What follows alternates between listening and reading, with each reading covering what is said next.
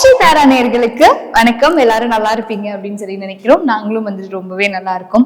தொழில் பண்ற இடத்துல வந்துட்டு நல்லபடியா தொழில் நடக்கணும், எனக்கு நிறைய கிளைண்ட்ஸ் வரணும், என் பிசினஸ் வந்துட்டு சீக்கிரமா திடுத்து முடிக்காம வந்துட்டு சீக்கிரமா முடிக்கணும் அப்படின்ற எண்ணம் எல்லாருக்குமே வந்துட்டு இருக்கும். ஸோ அதுக்கு நம்ம என்ன பண்ணணும் அப்படின்றத பத்தி தான் இன்னைக்கு இந்த வீடியோல வந்துட்டு கேட்டு தெரிஞ்சுக்க போறோம். அதுக்காக மம்மியும் வந்தாச்சு.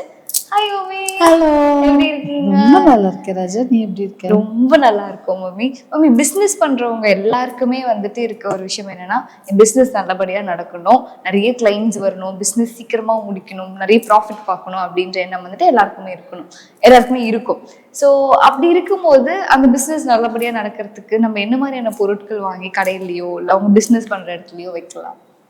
முதல்ல பிசினஸ் பண்ணணும், எல்லாரும் வந்து ஒரு ஒரு லாபம் சம்பாதிக்கிறதுக்காக தான் பிசினஸ் வச்சுக்காங்க. ஆனா நிறைய பேர் என்னன்னா கஸ்டமர் சர்வீஸ் இல்லாம போகுது. தேடி வரும்போது இல்ல ஒரு பொருள் கேட்கிறோம், ஒரு பொருள் கேட்கிறோம்னா அது இல்லைன்னு கூட அவங்கள பார்த்து சொல்ல மாட்டேங்கிறாங்க. அவங்க பாட்டு ஏதோ போனை பார்த்துட்டு இருப்பாங்க, இல்ல யாருக்கிட்டயா பேசிட்டு இருப்பாங்க. அது இல்லைன்னு சொல்லும் போது ஒரு மாதிரி அசால்ட்டா தெனாவட்டா சொல்லும் போது நெக்ஸ்ட் டைம் எப்படி வருவாங்க? முதல்ல நம்மளோட ஆட்டிடியூடும் மாத்திக்கணும். கஸ்டமர் டுவர்ட்ஸ் கஸ்டமர்ஸ் இல்லைன்னா நம்மளால ஒரு பிசினஸ், ஒரு கடையோ இல்ல ஒரு ஹோட்டலோ ஏதோ நடத்த முடியுமா? கண்டிப்பா முடியாது. அவங்க கொடுக்குற பைசால தானே, அவங்க கொடுக்குற பிசினஸ்ல தானே நம்ம வாழறோம். சோ முதல்ல learn to respect your customers. Respect sir, வாங்க சார், உட்காந்து சார், சேர் போடுறோம் அப்படிலாம் ஒண்ணு தேவையில்லை.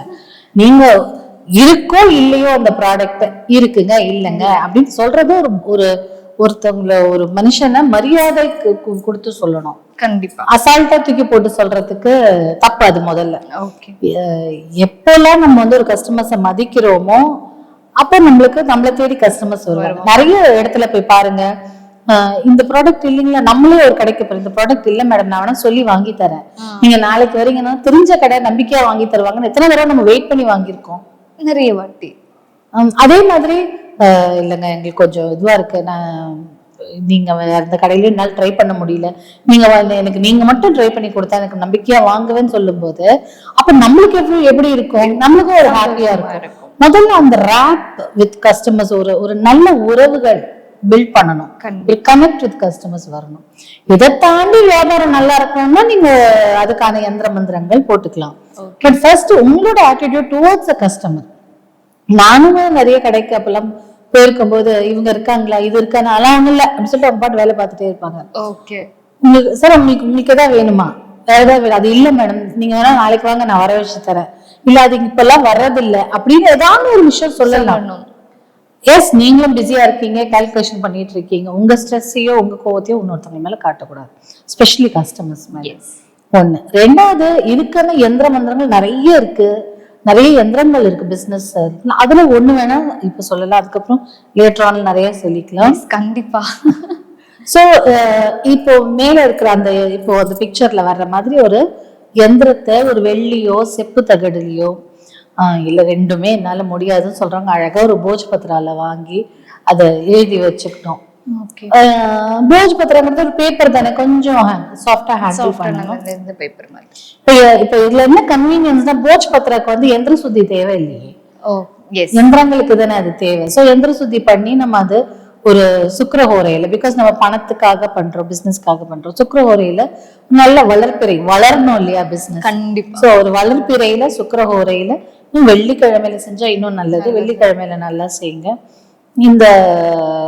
இந்த தகடை வரைஞ்சிட்டு ஃபர்ஸ்ட் சுத்தி பண்ணி வரைஞ்சிட்டு அதுக்கான மந்திரங்கள் அது முதல்ல அது உயிர்ப்பித்து எழும்பிட்டு நீங்க சொல்ல வேண்டிய மந்திரம் வந்து இது வந்து ஒரு 6க்கு 6 தகடு இல்ல 3க்கு 3 உங்க கடையை எப்படி இருக்கோ அதை பொறுத்து. ஓம் ஸ்ரீம் நம சிவாய, அதுவே வந்து உங்களுக்கு ஒரு 1008 தடவை சொல்லணும். ஓம் ஸ்ரீம் நமச்சிவாய என்ன, இது ஒரு 1008 தடவை சொல்லிட்டு டெய்லியுமே ஓம் ஸ்ரீம் கமலவாசினியை நம்ம ஒரு 21 தடவை. ஸ்ரீம்னாலே மகாலட்சுமி, கமலவாசினியாலே மகாலட்சுமி தான். சோ அந்த மகாலட்சுமியை டெய்லி இன்வோக் பண்றோம். இன்வோக்குங்கிறது இந்த அவங்கள அழைக்கிறோம் இல்லையா. சோ டெய்லி ஒரு 21 தடவை இதை சொல்லி தூப தீபம் போட்டுட்டா அப்பவே வியாபாரம் நல்லா செழிப்படைஞ்சிரும். ஓகே மம்மி, இப்ப இந்த எந்திரம் வாங்கி வைக்கிறாங்கன்னா எத்தனை வருஷத்துக்கு ஒரு தடவை இந்த எந்திரத்தை நம்ம சேஞ்ச் பண்ணணும், இல்ல சேஞ்சே பண்ண தேவையில்லையா? சேஞ்ச் பண்ண தேவை கிடையாது. as long as நீங்க இதுக்கு நல்ல பூஜை போட்டு இது வச்சுட்டே இருந்தீங்கன்னா. நிறைய டைம் வந்து ஜவ்வாது புணுகு இதெல்லாம் போட்டு அதை எந்திரத்தை ஆக்டிவா வச்சுட்டே இருக்கணும். ஓகே. ஸோ சேஞ்ச் பண்ணுவேன். சேஞ்ச் பண்ண வேணா, டெய்லியும் மந்திரம் சொல்லி நீங்க ஜபிச்சாலே போதும். Okay, thank you so much mummy. நிறைய பிஸ்னஸ் பீப்புளுக்கு வந்துட்டு நீங்கள் ஒரு சூப்பரான ஒரு டிப் வந்துட்டு கொடுத்துருக்கீங்க. கண்டிப்பாக அவங்க தொழில் பண்ணுற இடத்துல வந்துட்டு இதை ஃபாலோ பண்ணுவாங்க அப்படின்னு சொல்லி நினைக்கிறோம். ஸோ நீங்களும் பிஸ்னஸ் பண்ணிட்டுருக்கீங்க, உங்கள் தொழிலும் வந்துட்டு சூப்பர் டூப்பர் ஹிட் ஆகணும்னு சொல்லி நினச்சிங்கன்னா இந்த ட்ரிக்கை ட்ரை பண்ணி பாருங்கள். ட்ரை பண்ணி பார்த்துட்டு எப்படி இருந்தது அப்படின்றத மறக்காமல் கமெண்ட் செக்ஷனில் சொல்லுங்கள். இன்னொரு வீடியோவில் பார்க்கலாம். until it's bye from Thenmozhi.